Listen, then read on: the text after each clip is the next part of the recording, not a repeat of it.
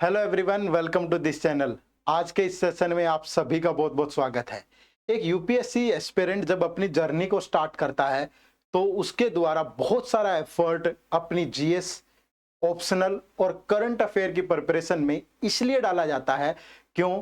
क्योंकि उसके जो देखे गए सपने हैं एक आईएएस एक आईपीएस ऑफिसर बनने का, उनको पंख लग पाए। लेकिन आप सोच के देखिए कि आपके द्वारा की गई ये 3-4 सालों की मेहनत प्रीलिम्स में पूछे जाने वाले एक क्वालिफाइंग कंपोनेंट की वजह से, एक क्वालिफाइंग पेपर की वजह से पानी में मिल जाए, तो आपको कैसा फील होगा? बिल्कुल सही समझ रहे हैं, मैं बात कर रहा हूं सीसेट की। प्रीलिम्स में पूछा जाने वाला पेपर 2 यानी कि सिविल सर्विसेज एप्टीट्यूड टेस्ट बहुत गंभीरता से हम नहीं लेते। हो सकता है कि बहुत सी धारणाएं हमारे मन में हो कि मेरा तो इंजीनियरिंग बैकग्राउंड है तो क्वांट रीजनिंग मेरे लिए बहुत बड़ा खेल नहीं है, आराम से क्वालिफाई कर जाऊंगा। या मैं तो कॉन्वेंट स्कूल से पढ़ करके आया हूँ, इंग्लिश बैकग्राउंड रहा है, स्टार्टिंग से ही इंग्लिश लैंग्वेज पे बहुत कमांड है मेरी, तो कॉम्प्रिहेंशन भी सोल्व कर लूंगा तो भी सीसेट आराम से क्वालिफाई हो जाएगा। बट आप कहीं ना कहीं इन धारणाओं के साथ गलत साबित हो सकते हैं। तो आज का ये सेशन होगा एक अवेयरनेस को लेकर के कि कहीं आपकी बरसों की मेहनत एक क्वालिफाइंग पेपर की वजह से पानी में ना मिल जाए। तो इसीलिए डिस्कस करेंगे एक complete strategy for CSAT paper.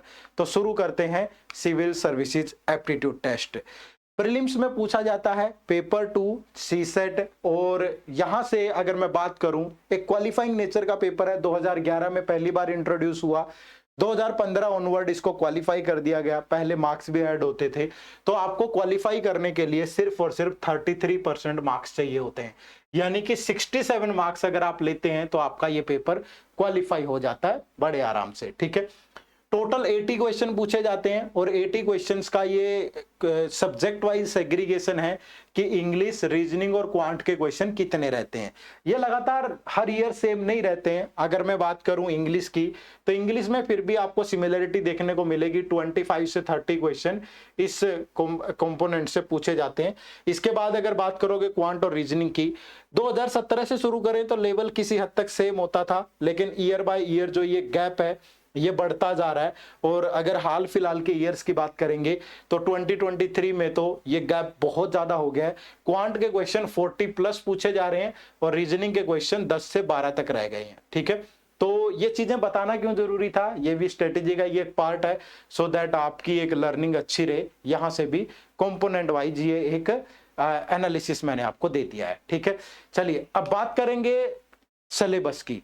जब आप यूपीएससी की नोटिफिकेशन को खोलते हो तो सिलेबस में आपको ये चीजें मिलती हैं। ठीक है, comprehension, interpersonal skills including communication skill, logical reasoning and analytical ability, decision making, problem solving, general mental ability, basic numeracy, 10th level और डीआई। ठीक है, लेकिन क्या इनसे बेस्ड क्वेश्चन एग्जाम में आ रहे हैं या ये सिर्फ दिखावे के लिए सिलेबस है?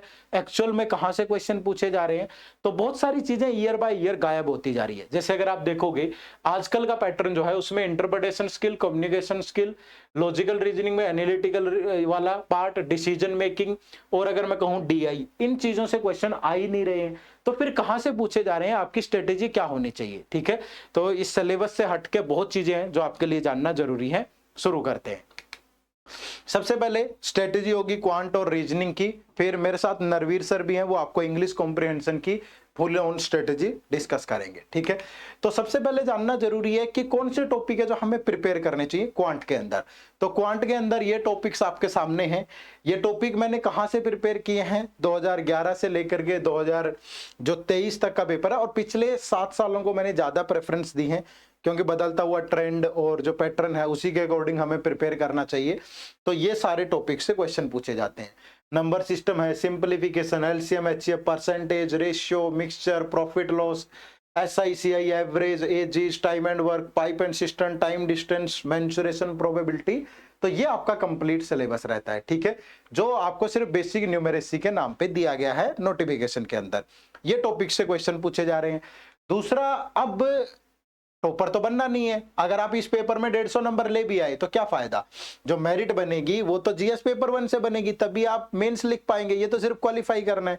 और मेंस में जीएस पढ़िए, ऑप्शनल अच्छे से प्रिपेयर होने चाहिए, एसए के नंबर जुड़ेंगे, इंटरव्यू पे मेहनत करिए, तभी आपका जो सपना है वो पूरा हो पाएगा।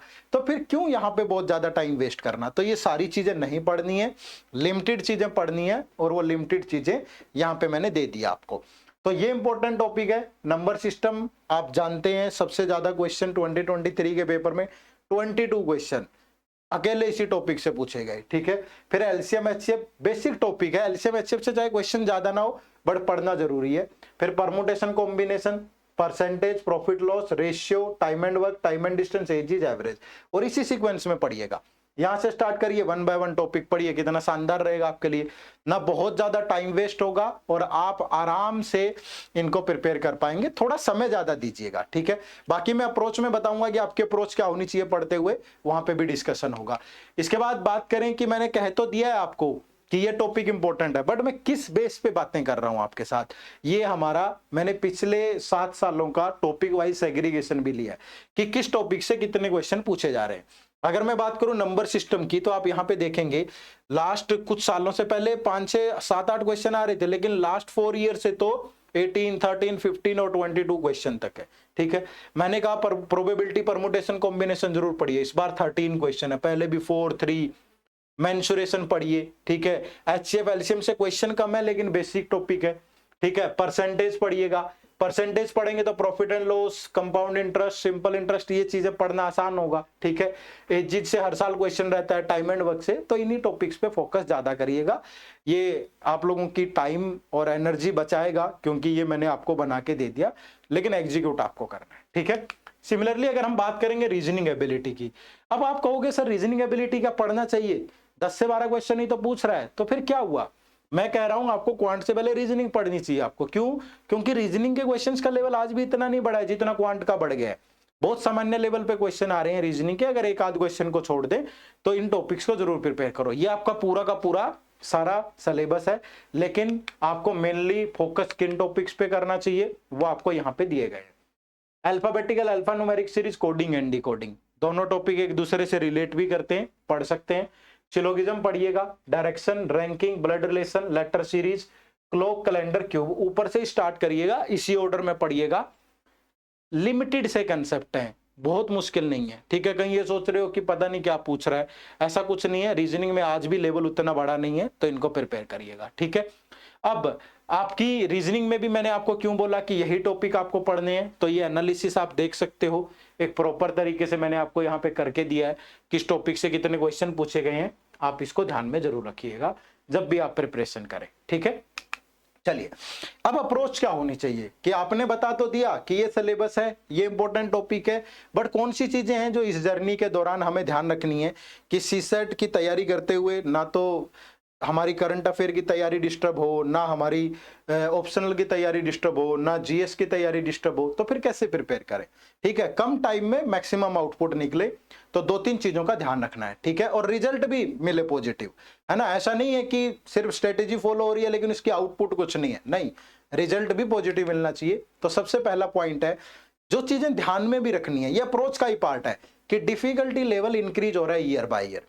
मैं सुन रहा हूं जैसे 2021 में मैं पेपर दे के आया और मैंने जन भावनाओं से जब मैंने जुड़ने की कोशिश की थ्रू सोशल मीडिया, तो बहुत सारे एस्पिरेंट्स की एक ही जो बात है वो मुंह से निकल के आ रही थी कि इस बार का सीसेट का पेपर आज तक का सबसे टफ पेपर है।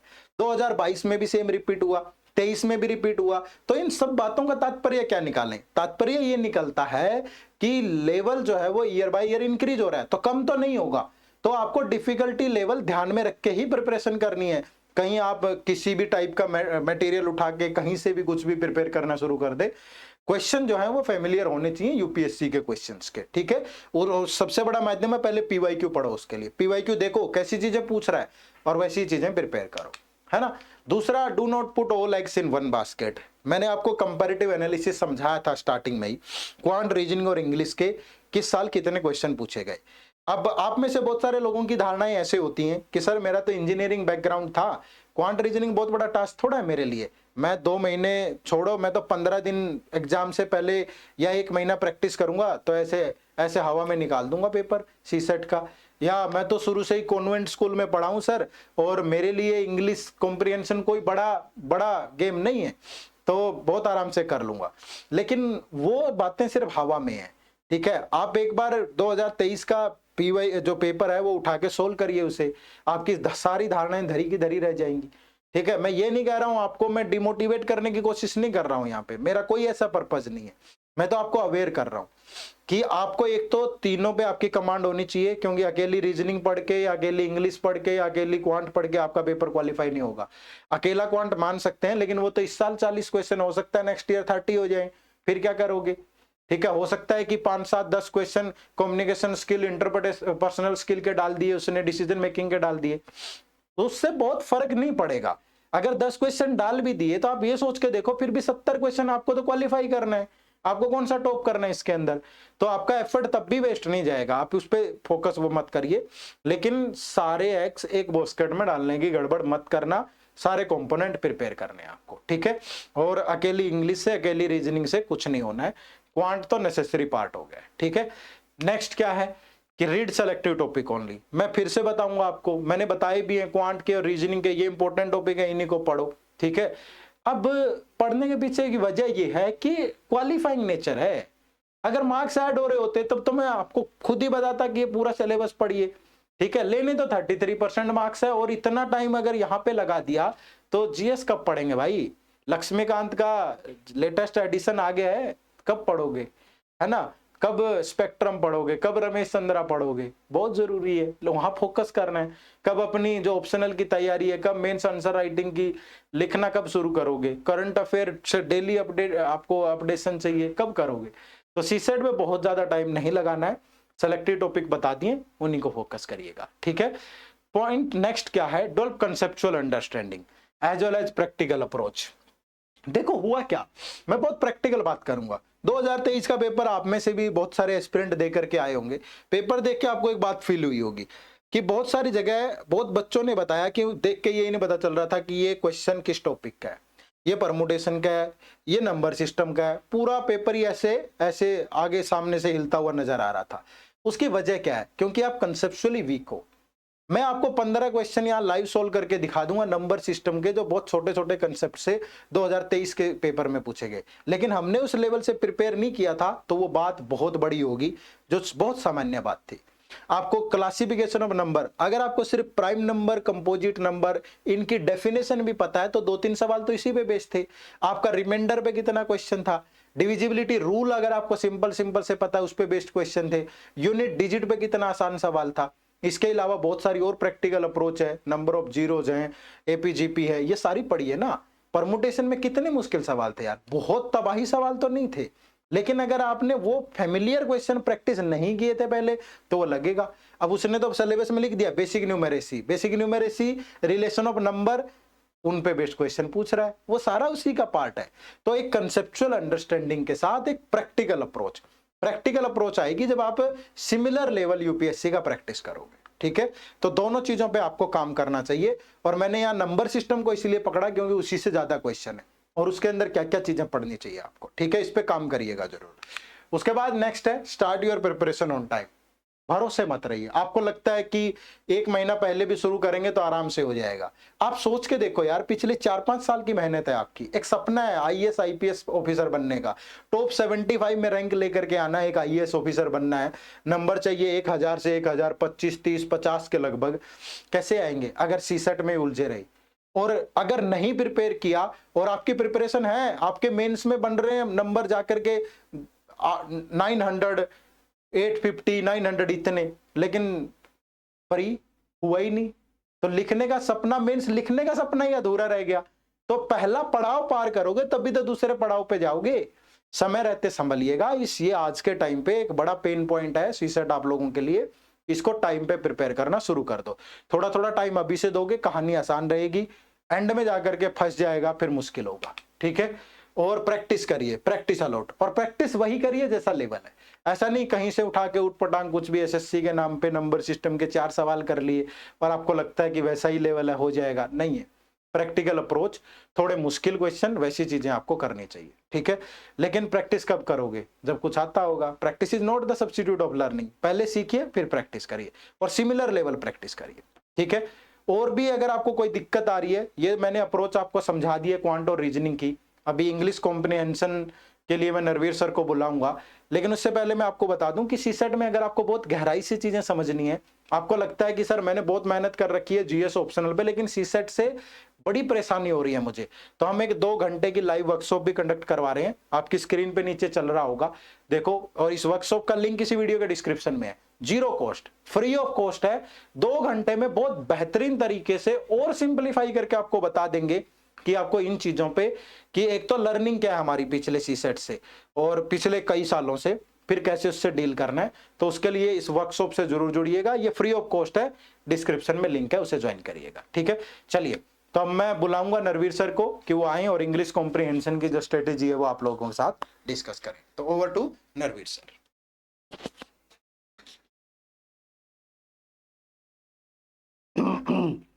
Thank you sir.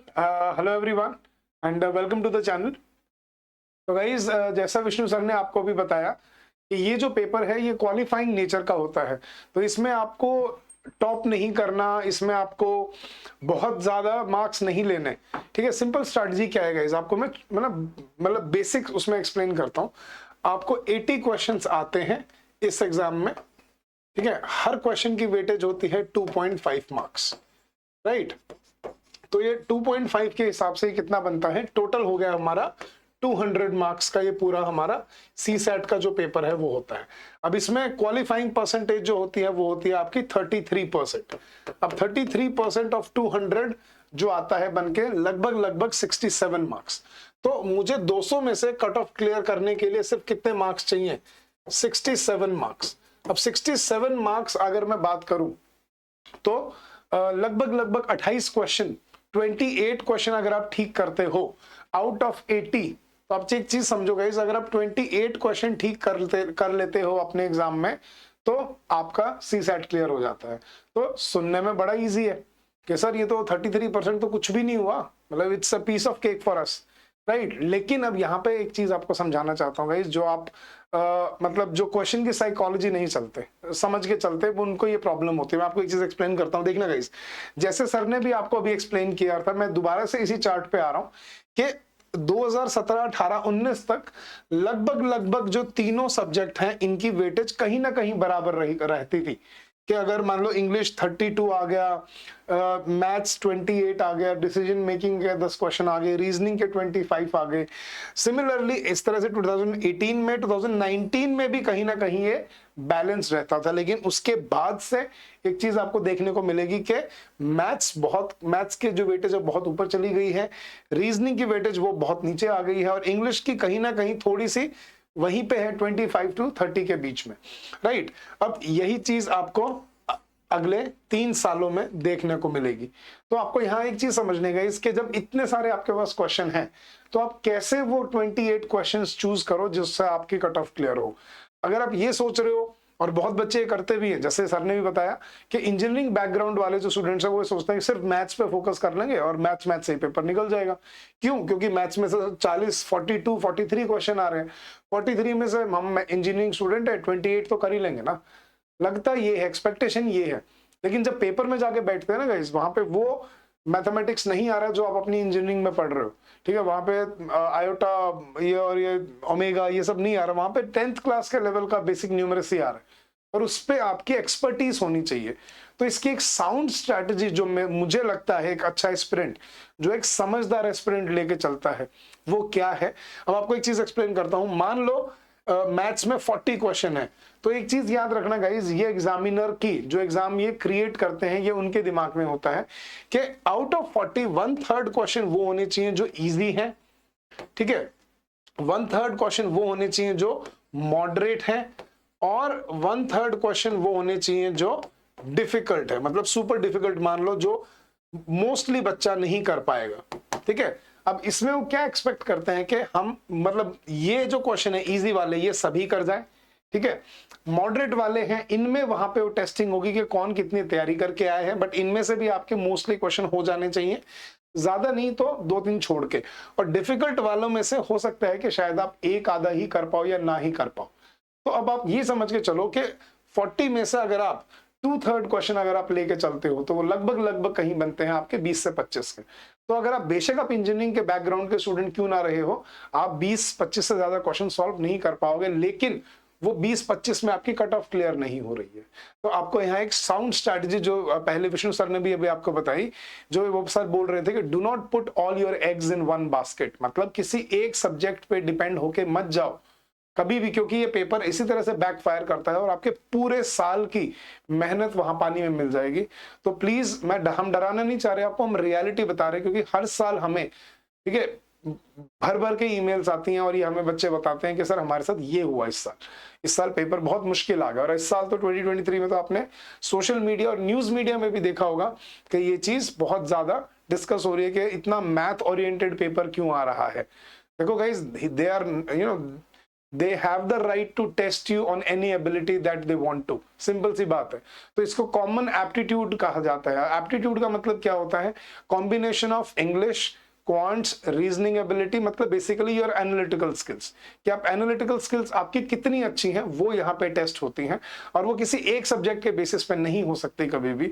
तो अपनी स्ट्रैटेजी क्या रख के चलनी चाहिए कि आप तीनों सब्जेक्ट में जो ये जो इजी वाला 1/3 है और मॉडरेट वाला 1/3 है, इनमें से कुछ क्वेश्चन मैथ्स में से निकालो, कुछ क्वेश्चन इंग्लिश में से निकालो, कुछ क्वेश्चन रीजनिंग में से निकालो, और यूं करके आप बड़े आराम से आउट ऑफ 80 आप 40 to 45 जो आप क्वेश्चन जो आपको अटेम्प्ट करने हैं टू बी सेफ, राइट, वो आप कर पाओगे और बड़े आराम से आप सीसेट कर पाओगे। लेकिन इस हर साल पता है कौन सा बच्चा फेल होता है?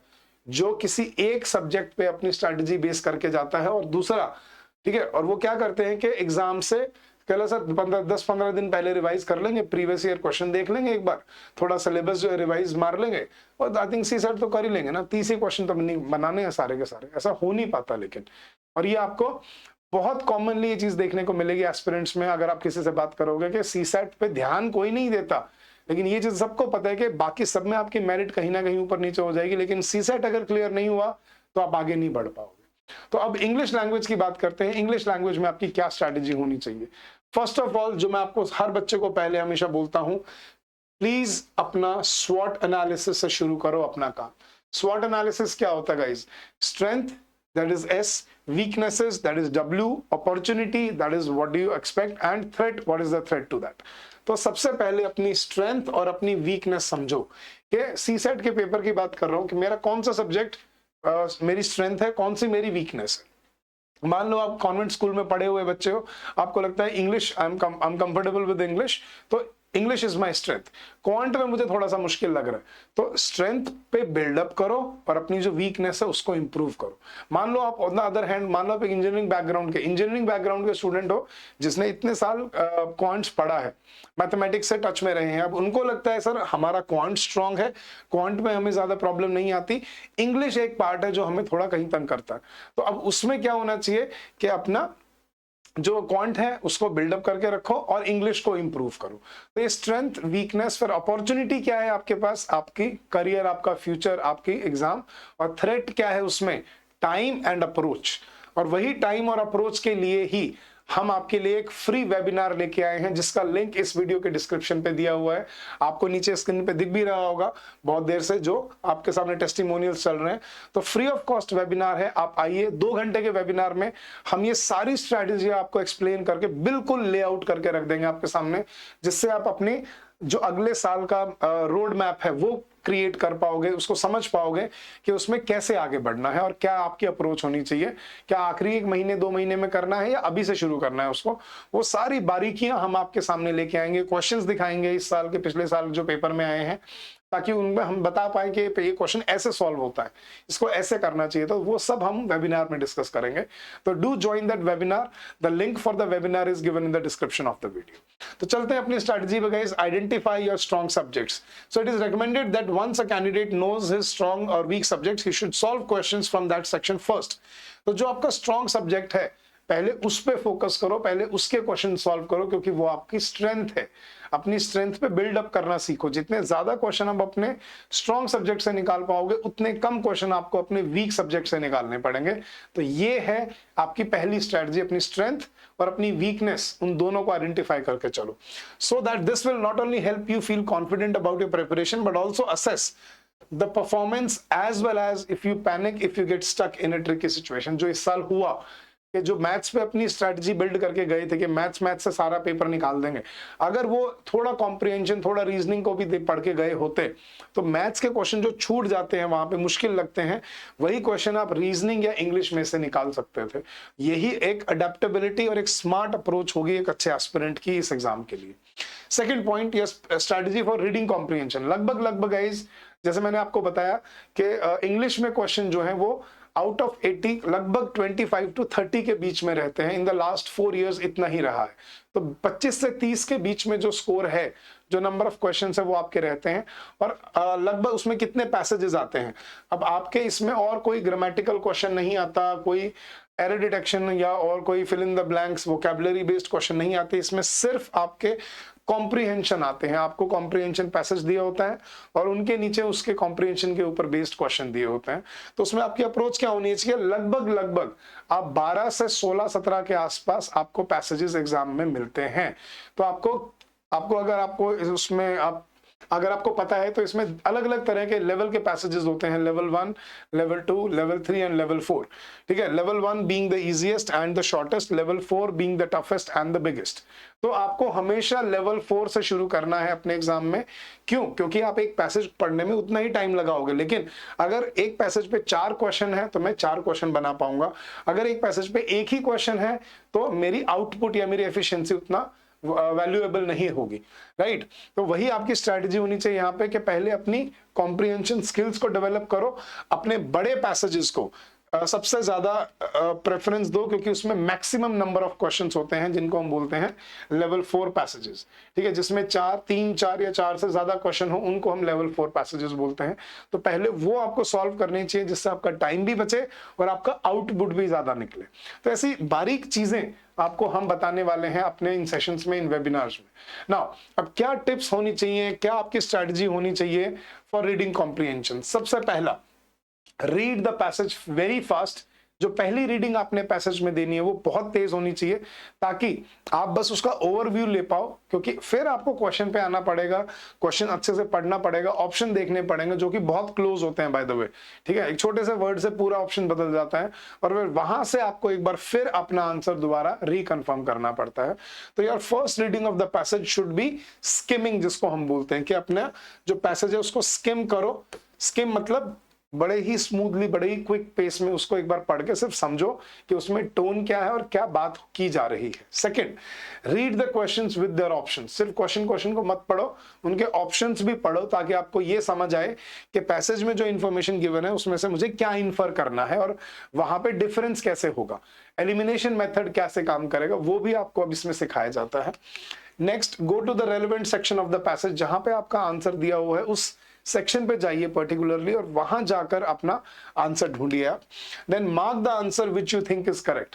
ठीक है, अपने आंसर जो आपको ठीक लग रहा है फिर उसको मार्क करिए आफ्टर द एलिमिनेशन मेथड। पहले नहीं कि सर ये देखो यहाँ पे पैसेज में देखो ये वर्ड लिखा हुआ था। ऐसा बहुत कॉमन क्वेश्चन आते हैं गाइज, वहां पे पैसेज पढ़ के आंसर नहीं मिलेगा, पैसेज समझ के आंसर मिलेगा, ये याद रखना। यूपीएससी है गाइज, हलवा नहीं है। ठीक है, इसमें आपको मेहनत करनी पड़ेगी और इसमें बहुत सारे एनालिटिकल स्किल्स डेवलप करनी पड़ती हैं। इन्फ्रेंस क्या होता है, अजम्पशन क्या होता है, कोरोलरी क्या होती है, जो कंक्लूजन क्या होता है, फिर इसमें एक क्रिटिकल मैसेज क्या गिवन है। वो चीजें समझने के लिए you have to read between the lines, you have to understand what has been intended by the author, what has been conveyed by the author in this passage, so that you can clearly infer that and come to the right conclusion. तो ये जो skills हैं वो आपको develop करनी पड़ती हैं अपनी कॉम्प्रिहेंशन के लिए। So then you mark your answer, complete all the questions in of one passage in one go. ठीक है, अब उसको बीच में मत छोड़ना कि सर एक पैसेज पढ़ा, उसमें 5 क्वेश्चन थे, 2 कर दिए, 3 हमें लगा अभी छोड़ देते हैं, बाद में कर लेंगे। बाद में करने आओगे दोबारा पैसेज पढ़ना पड़ेगा, it's a waste of time. ठीक है, तो वो टाइम की लग्जरी हमारे पास है, होती नहीं है कॉम्पिटेटिव एग्जाम्स में।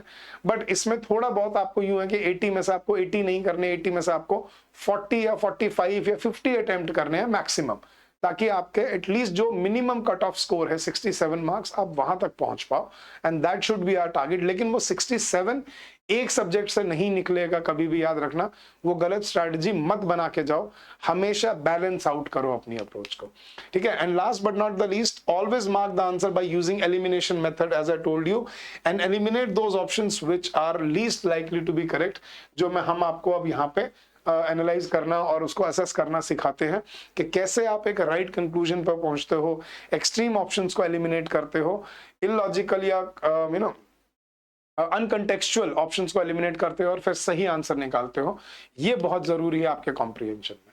तो गाइज ये वेबिनार में आइए, हमारे साथ जुड़िए। हमारे वेबिनार का लिंक इस वीडियो के डिस्क्रिप्शन में गिवन है नीचे, तो join us, it's free of cost, zero cost at all. तो आप इसमें सिर्फ 2 घंटे आपका टाइम इन्वेस्ट होगा और इससे ज्यादा कोई इन्वेस्टमेंट नहीं है, लेकिन आपकी बहुत सारी क्वेरीज, बहुत सारी जो भी आपके दिमाग में कोई प्रॉब्लम्स, कंफ्यूजन्स, क्वेरीज या कोई भी एरिया ऑफ कंसर्न है, कोई भी पेन पॉइंट है जो आपके दिमाग में आता होगा, वो हम आपको यहाँ पे हेल्प आउट करेंगे और आपके लिए रिजॉल्व करेंगे। तो thank you so much for joining in, thank you so much for your precious time. अगर आपको हमसे बात करनी है, हमसे कुछ पूछना है, तो you can call us on this number during the office hours, that is 8146207241, or you can also drop us an email at hello@edutab.co.in. So thank you so much guys, and we welcome you to our webinar. Do join it and get benefited from us, and we wish you all the success, we wish you all the very best for your endeavors ahead. Keep up the good work, have a great day ahead, and happy learning to all of you.